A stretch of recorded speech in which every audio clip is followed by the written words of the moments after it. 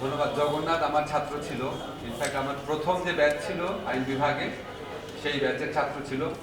আমার এখনো মনে পড়ে, ও অন্যান্য লম্বা ছিল, শুকনা ছিল, কোকড়ানো চুল ছিল, খুব শান্ত শিশু ছিল। আমার প্রথম পরীক্ষাতে 3 জন ছাত্র 10-এ 7 পেয়েছিল, তার মধ্যে ও একজন ছিল।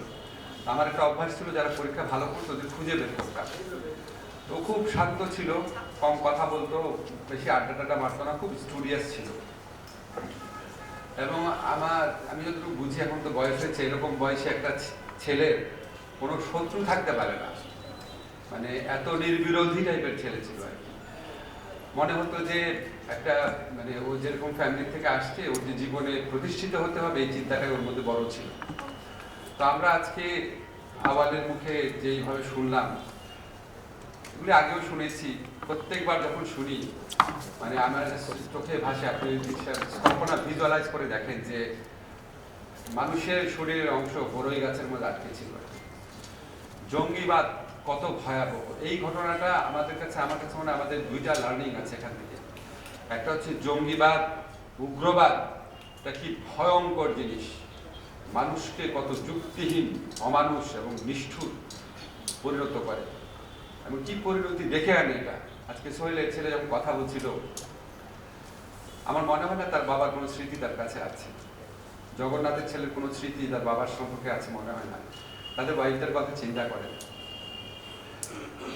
আমার মনে হয় না পৃথিবীতে অন্য কোনো কিছু মানুষকে এতটা নিষ্ঠুর, মরিয়া, বেপরা হতে পারে যেটা জঙ্গিবাদ পারে। যে কোনো ধর্মের জঙ্গিবাদ, যে কোনো ধর্মের হতে পারে। আমরা আমাদের প্রতিবেশী রাষ্ট্রে দেখি কি ভয়ঙ্কর জঙ্গিবাদ বিভিন্ন সময় আছে। আমাদের দেশে একটা সময় এটা ছিল।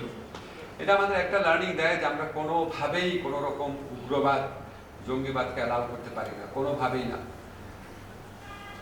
কোনো অজুহাতেই না, কোনো মোড়কেই না। সেকেন্ড যে জিনিসটা হচ্ছে, আপনাদের স্মরণে আছে কিনা জানি না, এরপর থেকে বাংলাদেশের চারপাশে তো খুব বন্ধুভাবাপন্ন দেশ নাই। তাদের সবসময় চেষ্টা থাকে বাংলাদেশকে হেয় করা, একটা ঘটনাকে অনেক ফুলিয়ে ফাঁপিয়ে দেখা, এটাকে নিয়ে ষড়যন্ত্র করা।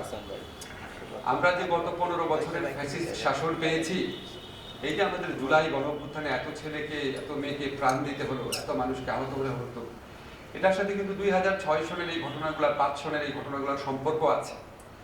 সেখান থেকেই বাংলাদেশকে এক ধরনের মৌলবাদী, মানে যতটা ঘটেছে তার চেয়ে অনেক বেশি বাড়িয়ে ইনফ্লেক্ট করে একটা তকমা দেওয়ার চেষ্টা করা হয়েছে। প্রতিবেশী রাষ্ট্র সেখানে তার নিয়ন্ত্রিত একটা সরকার ব্যবস্থা প্রতিষ্ঠাতে আন্তর্জাতিক মহলকে কনভিন্স করতে পেরেছে, আগ্রাসী হতে পেরেছে আমাদের অভ্যন্তরীণ ব্যাপারে নাক গলানোতে।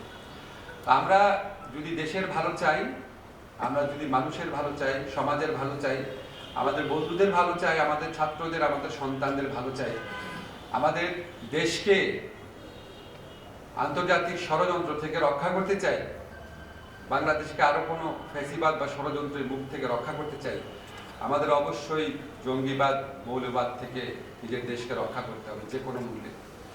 এবং খেয়াল রাখতে হবে এর সুযোগ নিয়ে আমাদের দেশের সম্ভাবনাকে, আমাদের অগ্রযাত্রাকে যেন কেউ ব্যাহত করতে না পারে, দেশি বিদেশি কোনো শক্তি যেন না পারে।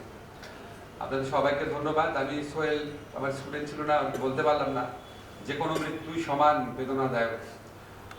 সোহেলের ছেলে যে আছো বাবা, তোমাকে অনেক আদর, অনেক দোয়া। জগন্নাথের ফ্যামিলির জন্য দোয়া থাকলো, সবার জন্য দোয়া থাকলো। এবং এটা তো সবাই বুঝেন যে নিজের ছাত্রের মৃত্যু কেমন লাগে। আমার আজকে অনেক ব্যস্ত সময়, আমাকে এয়ারপোর্টে যেতে হবে 7টার মধ্যে, কিন্তু আমি যখন শুনলাম জগন্নাথদের জন্য প্রোগ্রাম, আমি সব কাজ ফেলে এসেছি। সবসময় থাকবো, যদি আরো কোনো কিছু করা যায় সেটাও চিন্তা করবো। সবাই ভালো থাকবেন, ধন্যবাদ।